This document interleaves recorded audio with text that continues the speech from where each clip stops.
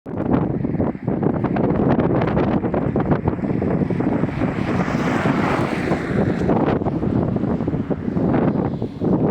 yuzasidagi tokzorlarimizni haydatyapmiz.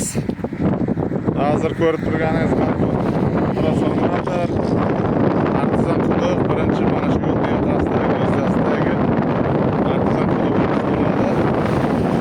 Shu ko'cha yuzasidagi tokzor. Bu har doim aytib o'tilgan.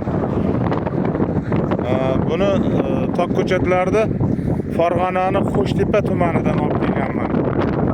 4500 dona 8 xil navdagi tok ko'chatlarini olib kelgan edim. Bu yil bunga 4-yil bo'lyapti. Biroz sovuq urdi, lekin buni ildizi bo'lmaydi. Ertaga suv qo'ygandan keyin yana chiqib ketaveradi, ko'milmagan.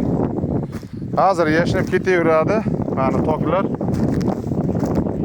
Bitta ikkita nortlari quvrashi mumkin. Atak ildizi o'lmaydi buni. Mana ko'ryapsiz. Mana shu artizan qudug'imiz ko'chani ustida, yo'lda yuza qismida mana toklar. Mana shu hozir haydalyapti. Bu hozir bitta suv ichib arasiga ekin qilishga qulaylik sharoit yaratyapmiz. Qovun tarvuz ekiladi. Qovun tarvuz mana tok ko'chatlar. Mana shu. Hozir haydov bo'lgandan keyin ko'rinib qoladi hammasi. Haydov bo'lgandan keyin ko'rinadi.